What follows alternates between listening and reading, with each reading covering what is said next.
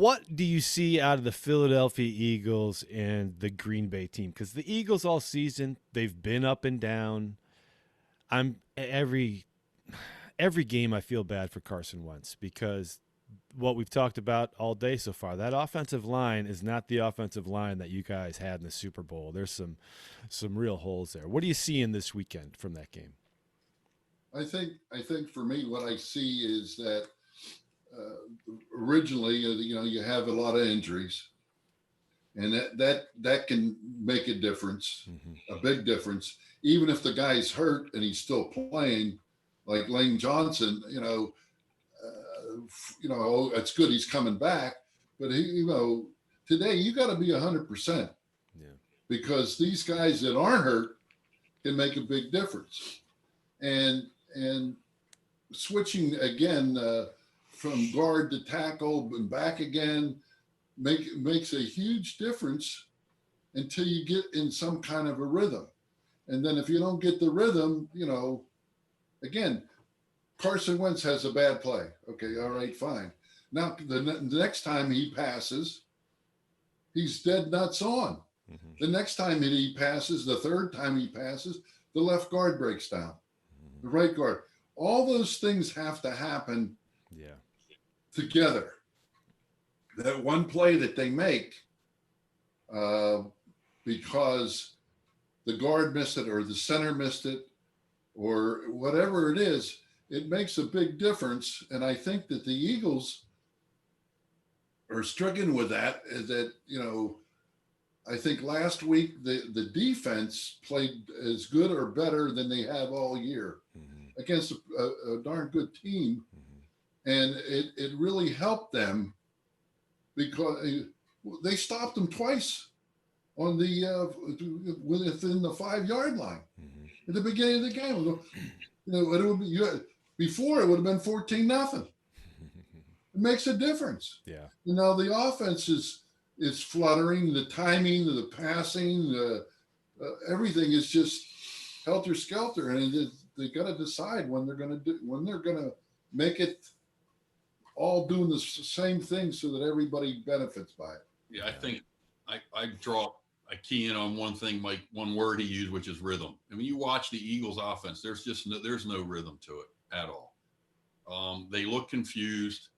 I think when you look at them, with all the injuries they've had and all the changes on the offensive line, even at receiver, they're running different guys in and out. I don't think they've developed any kind of identity. So, even as a high school team, we have an identity. And some people might disagree with it because we don't throw the ball very much. But the identity is we run. There's a handful of running plays that are kind of like the Packers sweep. You know it was coming, try to stop it. Because these kids are practice every step, every nuance. And that's our identity. And the Eagles have not done that. They haven't done it in the pass game, certainly not the run game.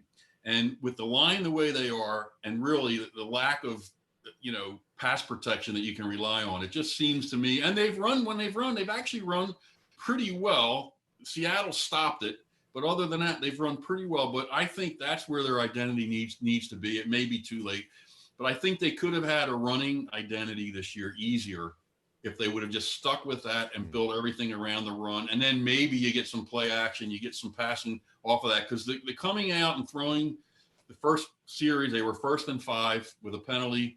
They threw the ball 3 times. They didn't get a yard.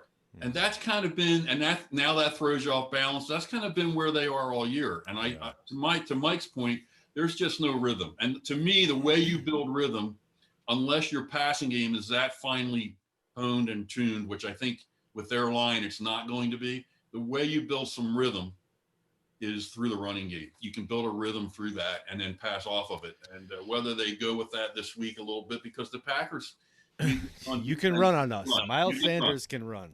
Yeah, they're giving up 4.9 yards per carry.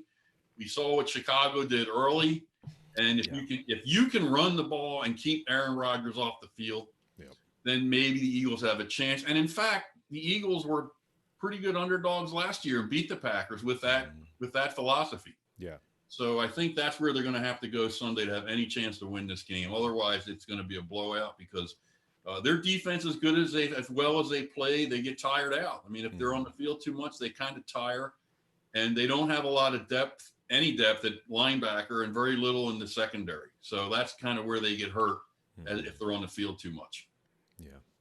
Yeah. Well, make no mistake, we are not taking this game lightly by any means. Number one, Miles Sanders.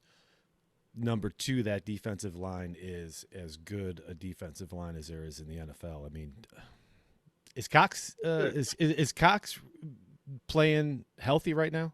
Yeah, right. Yeah. I think this is probably the healthiest he's been. He played last year coming off an injury, really was never healthy. Yeah. Rounded into form after probably game 3 or 4 this year.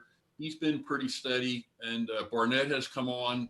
Barnett and Graham give him a decent pass rush, and then they've got 4 tackles they can rotate. So the line for the Eagles is really not the problem. It's behind that. They've got a lot of young kids playing linebacker. Singletary came off the practice squad.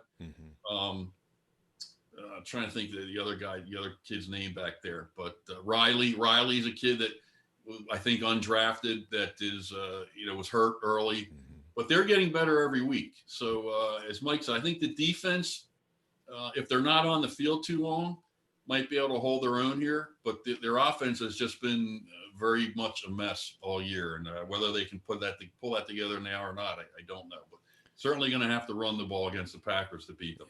Yeah. Well, you'll have that opportunity because we open with and pretty much stick with prevent defense all game long.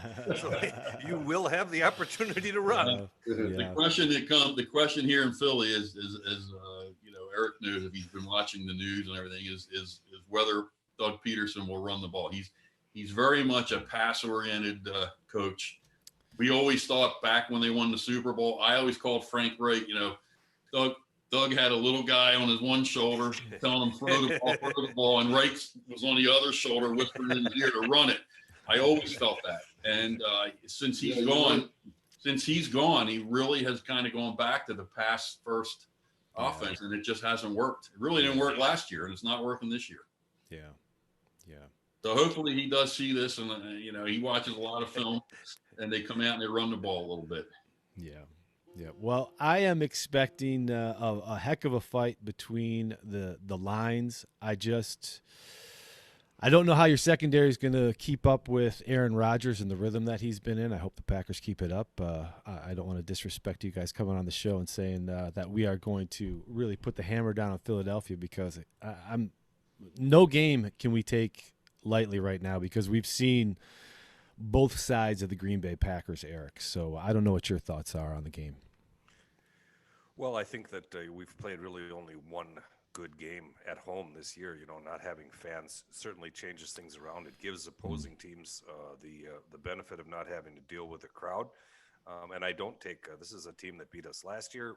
I don't take them lightly. And Fletcher Cox is as bad a man as there is in this league.